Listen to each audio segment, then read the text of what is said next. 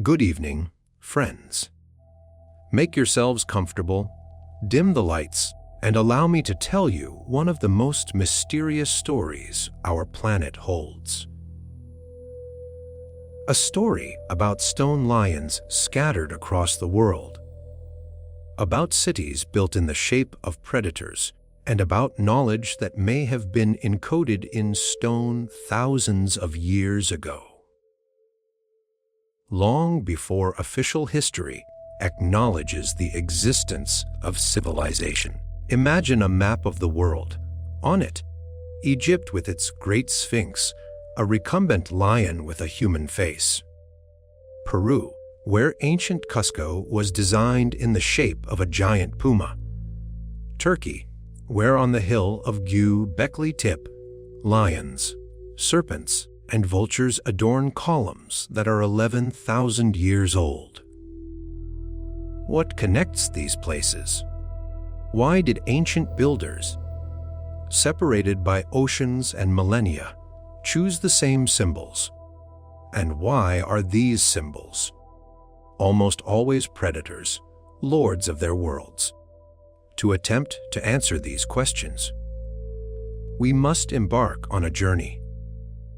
Through time, through deserts and mountains, across the boundaries of official science, and into realms where facts intertwine with hypotheses. We shall begin with the most famous stone lion on Earth, Egypt, the Giza Plateau. Early morning, when the sun is just rising above the horizon and painting the sands gold. Here, at the foot of the Great Pyramids, lies a creature that the Greeks called the Sphinx, the Strangler, though the Egyptians knew it by another name, Hor. A ket, Horus on the horizon, 73 meters from the tips of its paws to its tail, 20 meters from the sand to the crown of its head. This is the largest monolithic sculpture in the world, carved from a single mass of limestone. Official Egyptology tells us that the Sphinx was created by Pharaoh Khafre around 2,500 years before the Common Era. During the era of the Old Kingdom, when the Great Pyramids were being built. And this is indeed a convincing version. The Sphinx is located within the complex of Khafre's pyramid, and in the nearby Valley Temple, the famous statue of this pharaoh in black diorite was found. But there is one problem. Actually, several. First, not a single inscription from the Old Kingdom period that directly mentions the construction of the Sphinx has ever been found. The first known mention is the dream stela of Thutmose IV, installed between the paws of the Sphinx Djibouti, 1,000 years after its presumed construction. The young prince Thutmose was hunting, grew tired, fell asleep in the shadow of the giant head. By that time, the Sphinx was buried in sand up to its neck. And in his dream, the sun god appeared to him. "Free me from the sand," said the god, "and I will make you pharaoh." Thutmose fulfilled the request and indeed became the ruler of Egypt, though he was not the direct heir. Second, look carefully at the head of the Sphinx. It seems small, disproportionately small, compared to the enormous body of the lion. If the sculptor had originally created a human head on a lion's body, wouldn't he have maintained proper proportions? Architectural historian Jonathan Foyle notes, the head and body are massively disproportionate. A possible reason: the Sphinx originally had a completely different head. The head of a lion. Imagine a huge lion lies on guard, its stone muzzle facing the rising sun. Millennia pass, wind and water erode the limestone. The muzzle becomes less and less recognizable. And then new rulers, perhaps pharaohs of the Fourth Dynasty, decide to reshape the damaged head into the image of a man, into the image of a god or king. In doing so, the size of the head inevitably decreases. This is, of course, only a hypothesis. But it was precisely this idea that led to one of the most controversial scientific debates of the 20th century. In 1989, independent Egyptologist John Anthony West approached a geologist from Boston University named Robert Schoch. West was fascinated by the ideas of French mystic René Schwaller de Lubic's, who back in the 50s had drawn attention to strange marks on the body of the Sphinx. Marks that, in his opinion, could only have been left by water.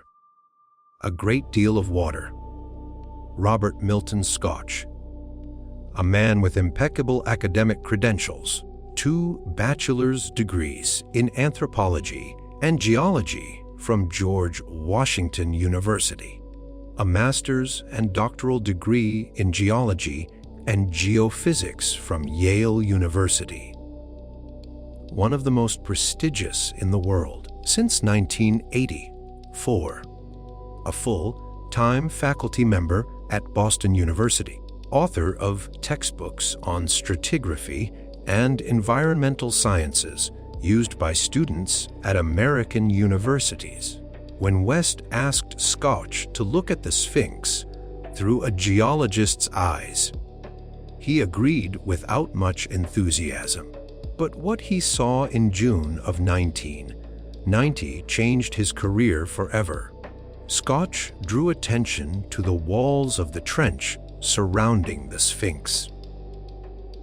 The very trench from which the statue was carved.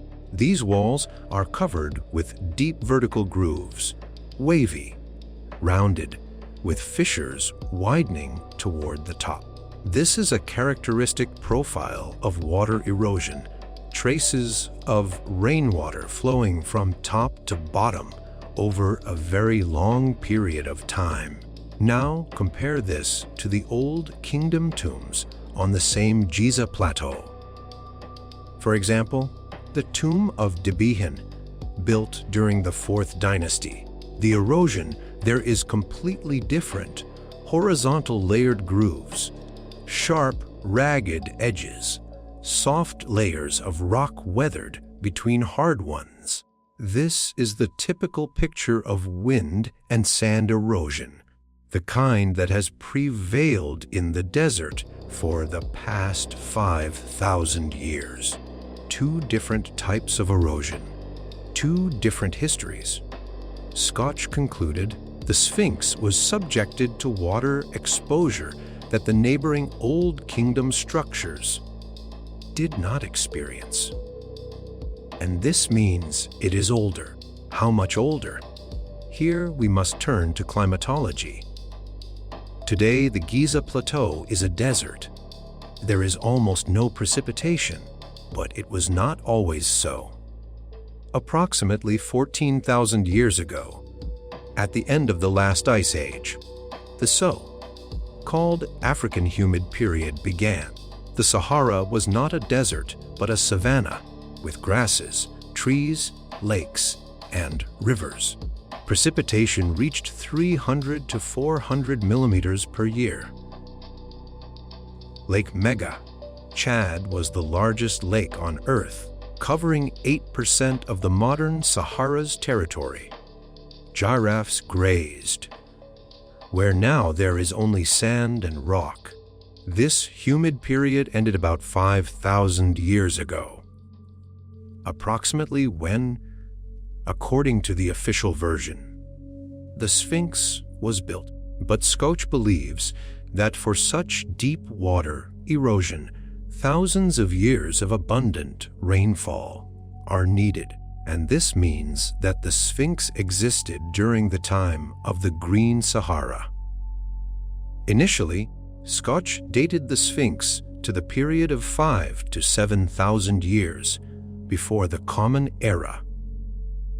Later, after conducting additional research, he pushed the estimate even further into the past, to 9,700 years before the Common Era, to the very end of the last ice age. In 1991, Schoch conducted seismic studies at the base of the Sphinx together with geophysicist Thomas Göbekli. Sledgehammer blows on a steel plate generated sound waves that penetrated the rock. Analysis of the reflected signals showed an extraordinary depth of subsurface weathering, from 1.5 to 2.5 meters beneath the floor of the trench. Additionally, a cavity was discovered beneath the left paw of the Sphinx, possibly a chamber. What is there? No one knows. Egyptian authorities do not permit further research. The reaction of the scientific community was heated. Egyptologist Mark Lenner, who has devoted his life to studying Giza, called Schoch's work pseudoscience. Former Egyptian Minister of Antiquities Zahi Hawass succinctly characterized the research as American hallucinations. Critics offered alternative explanations for the erosion.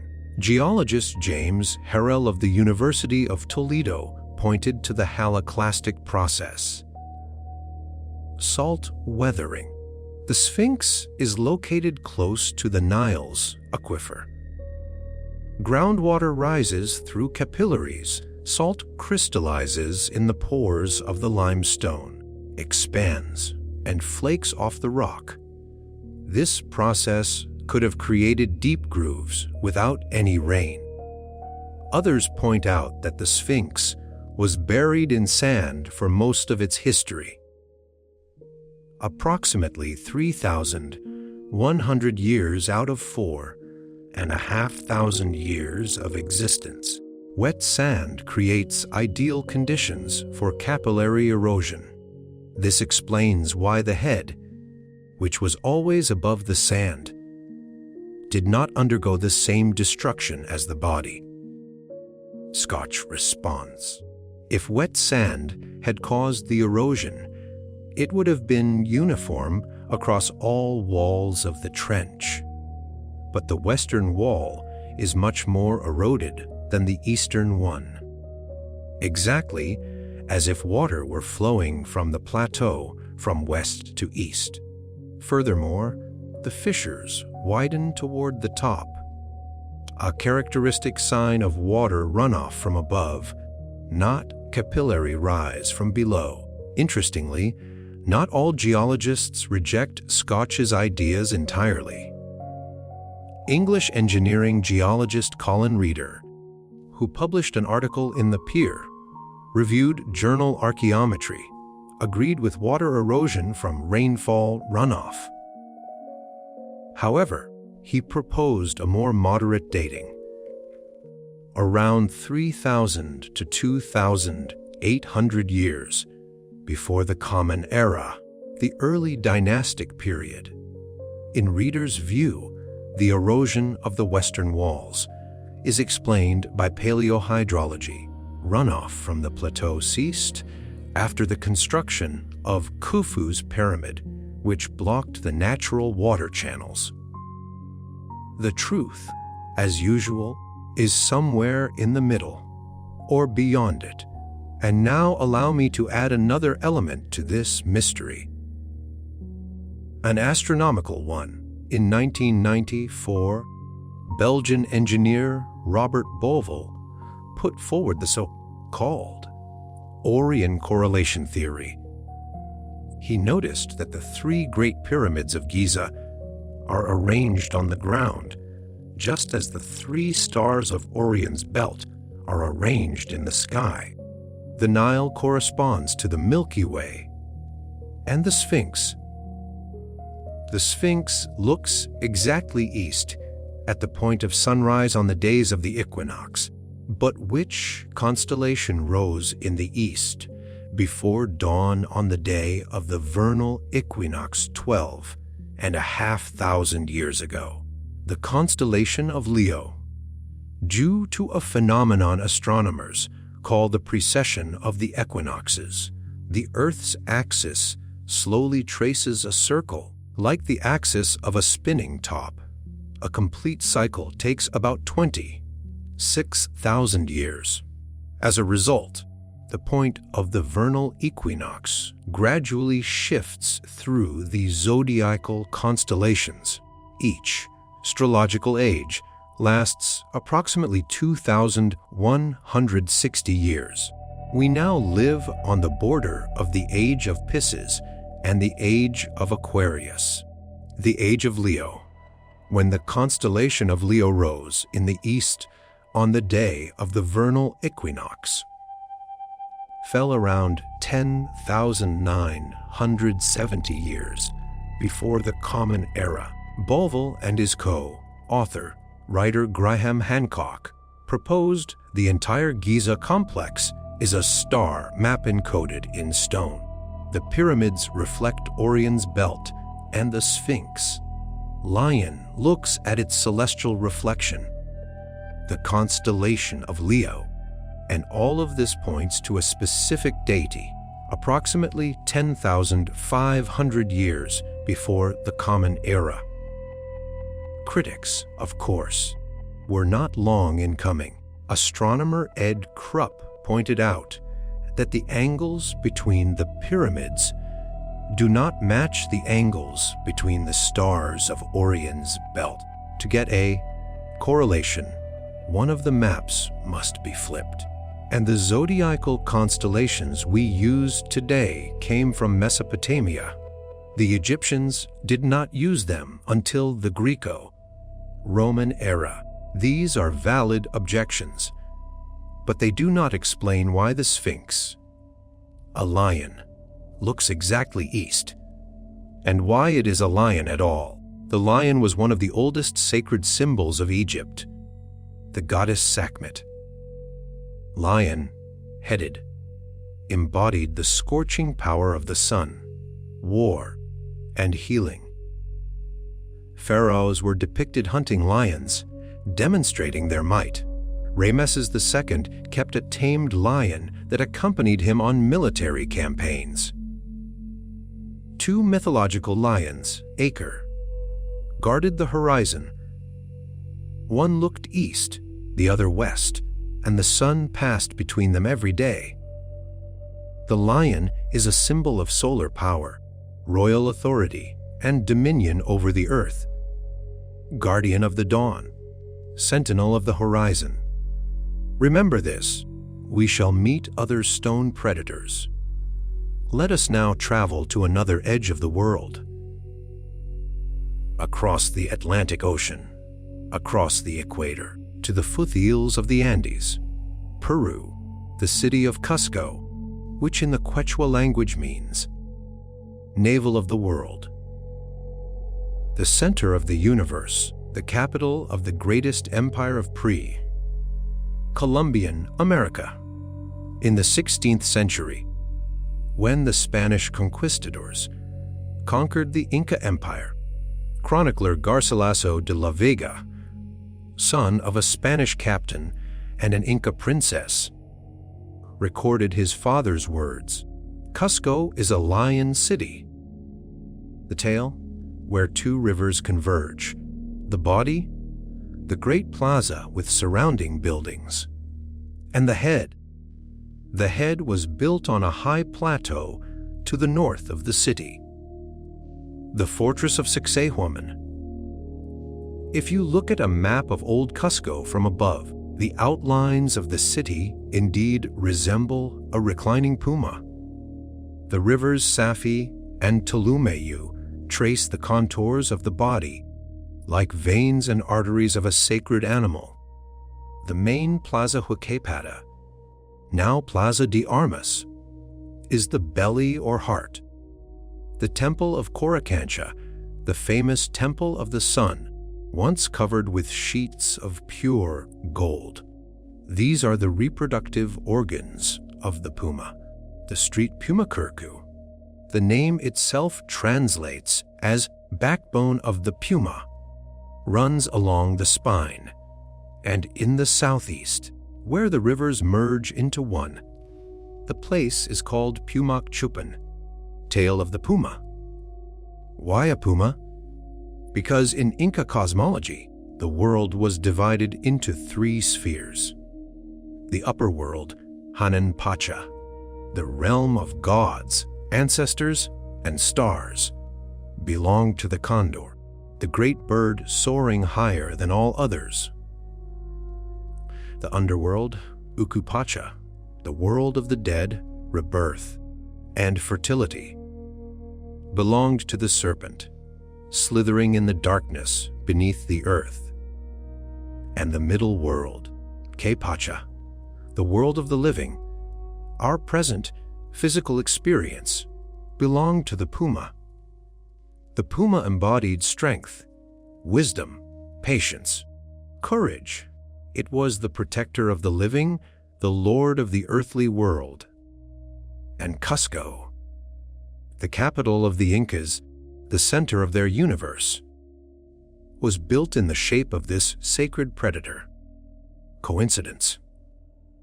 The lion in Egypt, a symbol of earthly power. The puma in Peru, a symbol of the earthly world. 2 continents, 2 oceans between them, thousands of years of history. And the same image, a reclining predator, guardian of the threshold between worlds. But the most mysterious part of Cusco, the puma, is its head, Sacsayhuamán. When the conquistadors first saw this fortress, if it was a fortress at all, they decided it had been built by demons or giants, and one can understand them. 3 tiers of gigantic zigzag walls stretch for nearly half a kilometer, each tooth. And there are 20, 2 on each level, creates a protrusion and a depression like the jaw of a predator. Or, as local legends say, the teeth of the puma, but it is not the shape that astonishes the imagination most of all. It is the stones. Some blocks weigh 120 tons. Others, by various estimates, up to 200 or even 360 tons. The height of the largest stones reaches 9 meters. A 3-story building, and all of them are fitted to each other with precision that would be difficult to reproduce even today. This is called polygonal masonry. The stones are not rectangular. They are polygonal with convex, pillow-like surfaces. Each stone is unique, and each fits perfectly with its neighbors, like pieces of a 3-dimensional puzzle. It is impossible to insert even a sheet of paper between them. No cement, no mortar. Pure geometry and unimaginable precision. Official archaeology dates Sacsayhuamán to the 15th century of the Common Era, the era of Inca Pachacuti, the great reformer who redesigned Cusco after his victory over the Chanca tribe in 1438. According to chronicles, construction took about 100 years and required the labor of 20 to 50,000 workers. Limestone was quarried 9 miles from the city andesite, 35 kilometers away. This is a convincing version, but there are details that do not fit. First, different masonry styles within the same complex. Giant polygonal blocks in the lower tiers, and smaller, roughly worked stones higher up. as if someone began building with incredible mastery, and then the technique deteriorated, or other builders arrived. Second, the Incas themselves, according to some chronicles, did not claim credit for creating Sacsayhuamán. They said the complex existed before them, that it was built by the Viracochas, semi-divine beings from ancient times.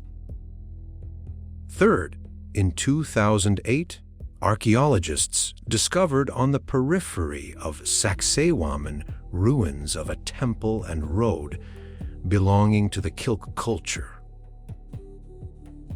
a people who inhabited the region before the arrival of the Incas, approximately from 900 to 1200 of the Common Era.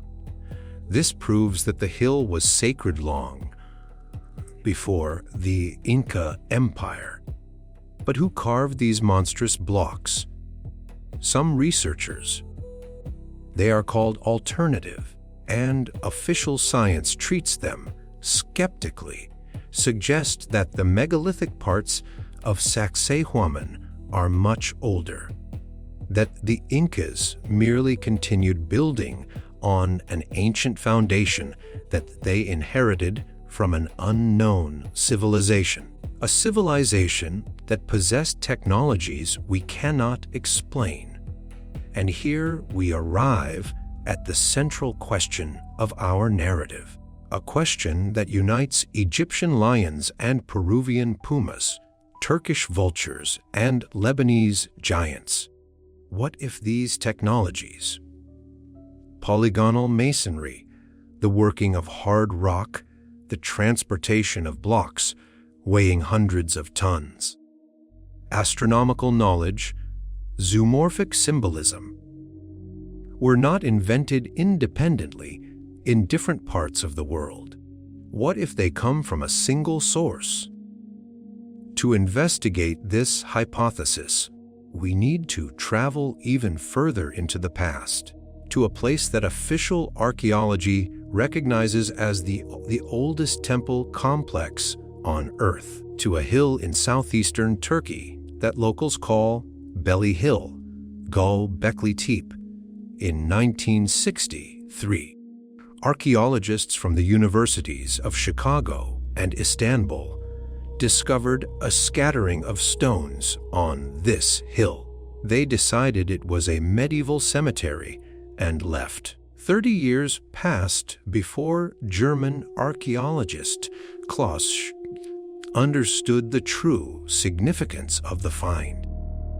What was hidden underground turned out to be nothing less than a temple built by hunters and gatherers 11,000 years ago, 6,000 years before Stonehenge, 7,000 years before the pyramids of Giza.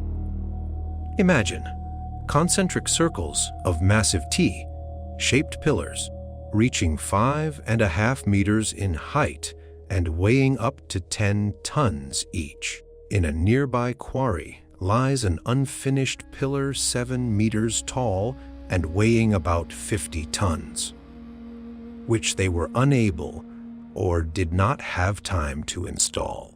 Radiocarbon dating leaves no doubt the oldest structures date to 9,530 years before the Common Era, plus or minus 215 years. But the most striking thing is the images on the pillars. Lions and leopards with bared fangs, wild boars, foxes. They are especially numerous, snakes coiling around the stone, scorpions, vultures with outstretched wings, cranes, wild aurochs, and, importantly, not a single hunting scene, not a single wounded animal. These beasts are not prey. They are guardians, totems, keepers. Each circle apparently had its own totem animal. Enclosure C, the realm of boars. Enclosure D, the domain of serpents and birds. The animals do not merely decorate the pillars. They define the identity of each sanctuary. And another mystery. Göbekli Tepe was intentionally buried. Every few decades, the pillars were covered with earth, stone chips, animal bones. 300 to 600 cubic meters of material at a time. Why?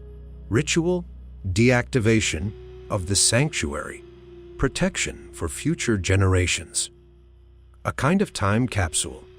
We do not know. But thanks to this burial, Göbekli Tepe has been so well preserved.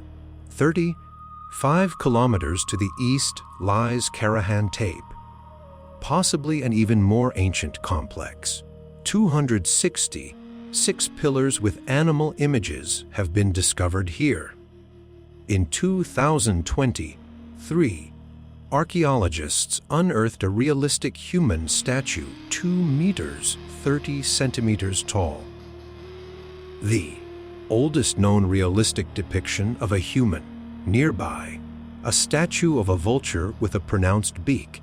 Both Göbekli Tepe and Karahan Tepe are oriented toward the sky. Researchers have discovered a possible connection with the star Deneb in the constellation Cygnus. The point of its setting below the horizon. Another theory links the complexes to the appearance of Sirius, the brightest star in the night sky, above the horizon around 9,300 years before the Common Era, after a long period of invisibility at these latitudes. The official archaeological team is skeptical of astronomical interpretations, pointing out that the structures probably had roofs. But the very fact of such a complex's existence in an era when humans, according to traditional understanding, were only just transitioning from hunting and gathering to agriculture, forces us to reconsider the history of civilization. Göbekli Tepe is not the only ancient megalithic complex that challenges our understanding of the past. In Lebanon, in the Bekaa Valley, rises Baalbek, a grand temple complex dedicated to Jupiter. The Romans built some of the largest temples of the empire here in the first centuries of the Common Era. But the foundation upon which the Roman columns stand contains something that was beyond the Romans' capability. The Trellithon.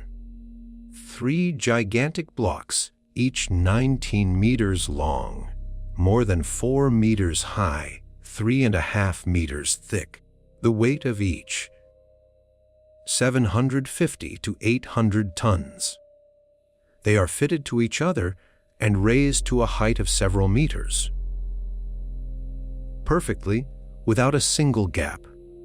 In the quarry, 900 meters from the temple, lies the Stone of the Pregnant Woman, a monolith weighing about 1,200 tons that was never delivered to its destination. Nearby, discovered only in 2014 by the German Archaeological Institute, rests another giant, the Forgotten Stone, weighing 1,650 tons. One of the largest worked stones in human history. The official version, all of this is the work of the Romans. They used a system of blocks, winches, and cranes described by the architect Vitruvius. This is possible, theoretically, but it does not explain why they would carve blocks of such monstrous size when it is much easier to use smaller stones. And it does not explain the traces of erosion on the Trellithon that, according to some researchers, indicate an age significantly exceeding the Roman era, Excavations have shown that a settlement at the site of Baalbek existed as early as the Bronze Age, 2,900 to 1,600 years before the Common Era. The Phoenicians worshipped the god Baal here long before the Romans arrived. But who carved the trilithon? This question remains open. Even further east, on the high plateau of Bolivia, on the shores of Lake Titicaca, lie the ruins of Tiwanaku and Puma Punku. The official dating Puma Punku began to be built after 530, 6 of the Common Era. Radiocarbon analysis confirms this date. The flourishing of Tiwanaku culture occurred between 700 and 1000 of the Common Era. Then, sudden decline, probably due to drought. But Austrian engineer Arthur Poznański, who worked at the site in the early 20th century, proposed a completely different dating, analyzing the astronomical alignments of the temple, orientation toward solstice and equinox points. He concluded that the complex was created 15,000 years ago. Later researchers, applying similar methodology, speak of 12,000 years. Official science rejects these estimates as methodologically unsound. The radiocarbon data is convincing, but the question of technology remains.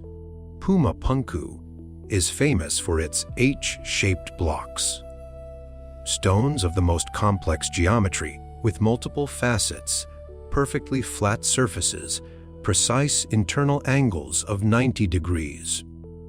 The material is andesite, a volcanic rock close in hardness to diamond.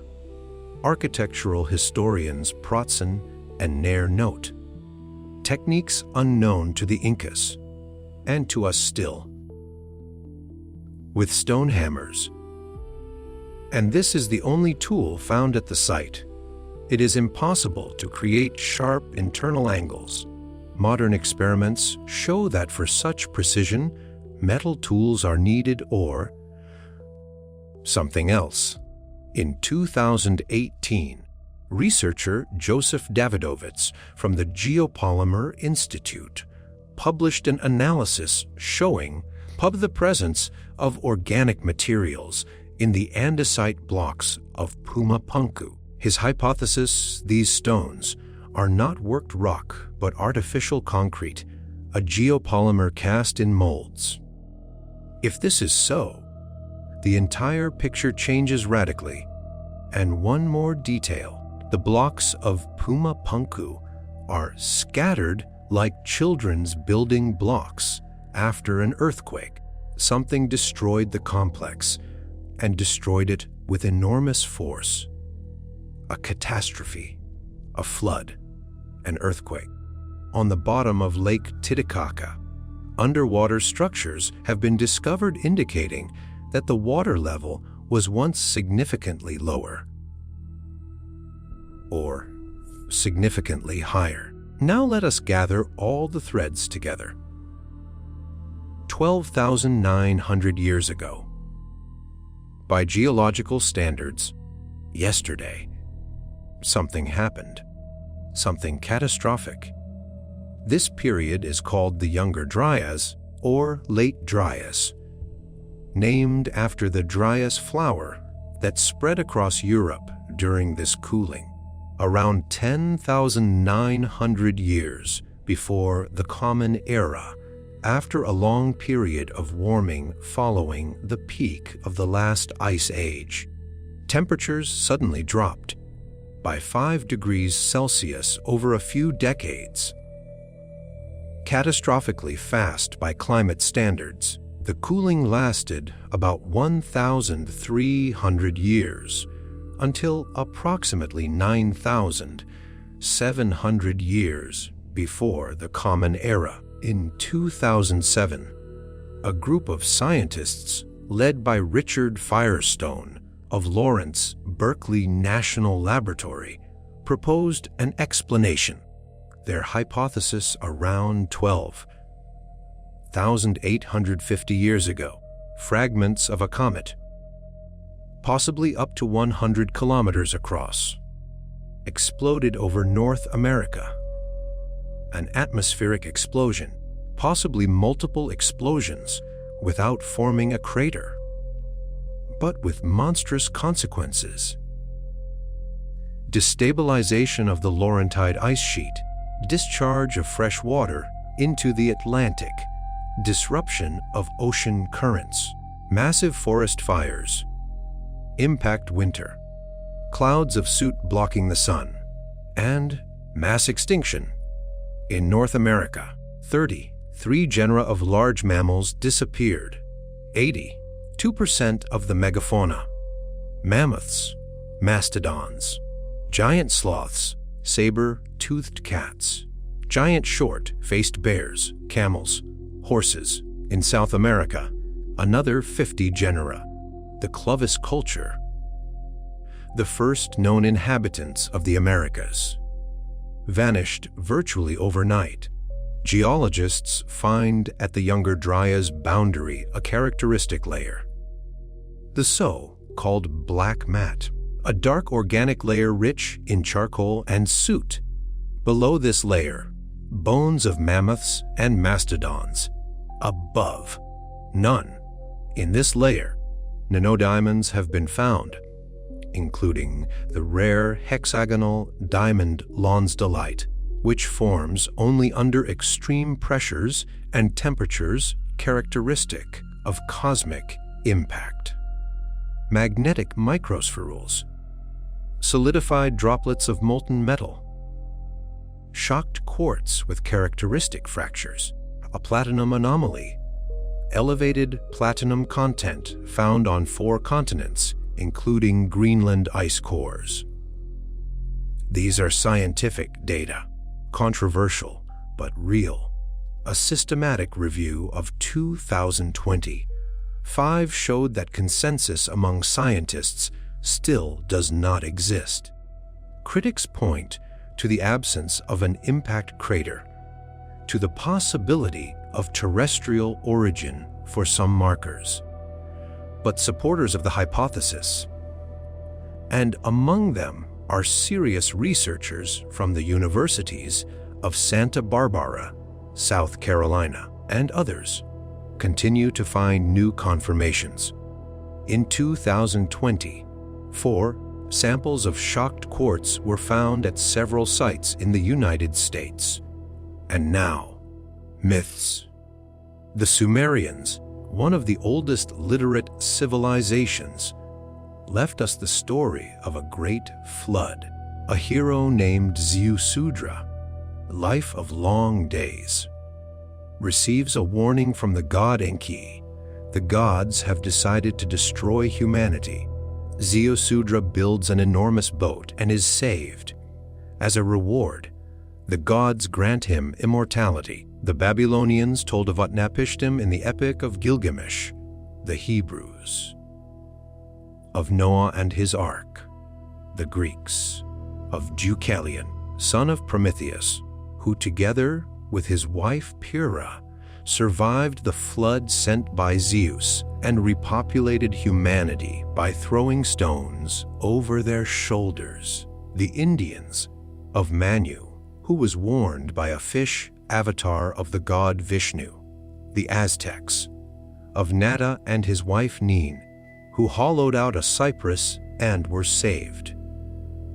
More than 200 cultures around the world have preserved myths of a great flood, divine warning to a chosen one, construction of a vessel, salvation of family and animals, landing on a mountain, sacrifice in gratitude, the beginning of a new era.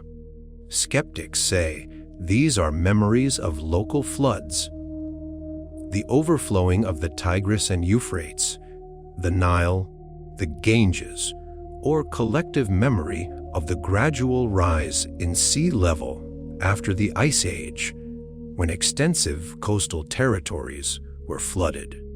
These are reasonable explanations. But there is another explanation. What if the myths describe a real global catastrophe? The very one that occurred 12,900 years ago? What if the survivors told their descendants about the death of the old world? And these stories, distorted by millennia of oral transmission, reached us in the form of legends about the flood.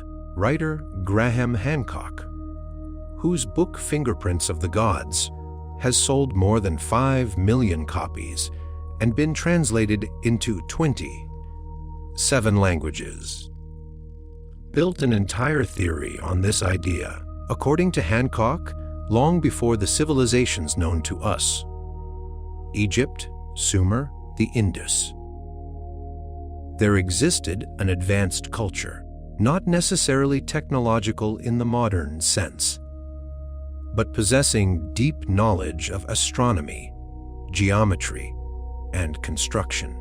This culture perished in the cataclysm of the Younger Dryas, but some of its members survived.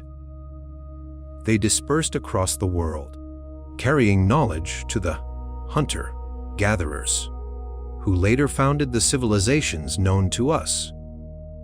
In the myths of many peoples, there is the image of teacher gods, sages who came from across the sea and brought knowledge of agriculture, construction, writing, and astronomy. The Egyptians venerated Osiris and Thoth, the Mesoamericans, Quetzalcoatl, the feathered serpent, the Incas, Viracocha, a light, skin-bearded god who came from the east. Coincidences, say the critics. Archetypes of the collective unconscious, cultural diffusion through trade routes, or echoes of real events distorted by time. Rand Flem went even further. He developed the ideas of American Professor Charles Hapgood, the same one whose book on Earth crust displacement was supported by a preface from Albert Einstein. According to Flem, Ath's version, Atlantis is not a myth, but a real continent. And this continent is Antarctica, before a catastrophic displacement of the Earth's crust. Official science, of course, rejects these constructions. Archaeologists call them pseudo-history. They point to the absence of direct evidence, to the fact that the Antarctic ice sheet has existed for hundreds of thousands of years, to the fact that similarities in architecture can be explained by independent development. The pyramid, after all, is the most stable form for monumental construction. This is fair criticism. But it does not explain everything. It does not explain polygonal masonry, identical in Egypt, Peru, Greece, and Italy. Stones of different shapes, perfectly fitted without mortar, with curved surfaces. In Cusco there is the famous 12-angled stone, a block with 12 angles, fitted into a wall so precisely that it survived earthquakes that destroyed Spanish colonial buildings built nearby. It does not explain knowledge of the precession of the equinoxes, a cycle of 26,000 years that, according to some researchers, is encoded in the proportions of the Great Pyramid. The number 40, 3,200. If you multiply the height of the pyramid by this number, you get the polar radius of the Earth. If you multiply the perimeter of the base, you get the length of the equator. Coincidence or an intentional message?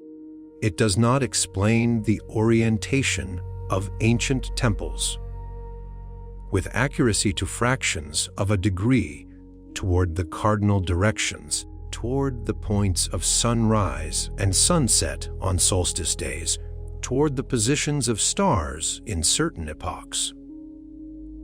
And it does not explain zoomorphism. Why, on different continents, in different eras, did ancient builders choose the same animals? Why did predators, lions and pumas, symbolize earthly power? Why were birds, the condor, the falcon, the vulture, associated with the sky? Why serpents with the underworld? Coincidences? Universal archetypes embedded in the human psyche, or a common source? A unified system of knowledge, zoomorphic sacred geometry that the ancients used to encode information in stone. Close your eyes and imagine. 12,000 years ago, the end of the Ice Age, the world looks different. Sea level 120 meters lower, coastlines extending far beyond their modern boundaries. The Sahara, a green savanna. On the Giza Plateau, perhaps a stone lion already lies, gazing east at the rising constellation of its celestial twin. Then, catastrophe. Fire from the sky, as the myths say, or the melting of glaciers, releasing billions of tons of water into the oceans. Or both. The world as they knew it ends. The old centers of civilization, if they existed, disappear beneath the water or perish in fire. But someone survives, bearers of knowledge. They wander through the chaos, carrying in their memory sacred forms, numbers, landmarks. And when the storm subsides, when new generations begin to master the world anew, these keepers become teacher gods. They lay the foundations of new civilizations. In Egypt, in Mesopotamia, in the Indus Valley, in the Andes. They teach how to build in stone, how to read the stars, how to measure time. And they leave messages in the proportions of pyramids, in the shapes of cities, in images of lions and pumas, serpents and birds, messages that they hope will someday be read. This is, of course, a hypothesis. Beautiful, captivating, but a hypothesis. Official science demands evidence, not beautiful stories. And it is right to do so. But science is not a frozen dogma. It is a process of discovery.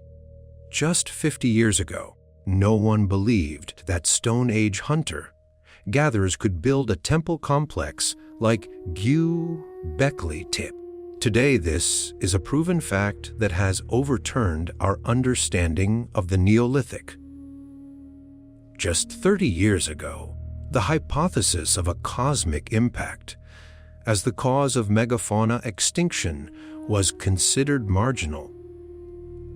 Today it is studied by serious universities, and the platinum anomaly at the Younger Dryas boundary is an established fact.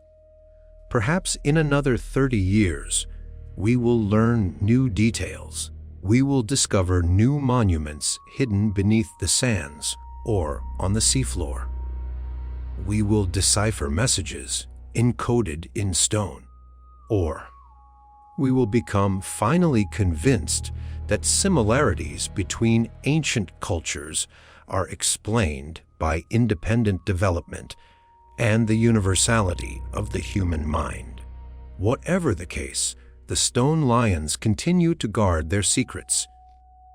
The Sphinx gazes east, greeting every dawn just as it has greeted them for thousands of years.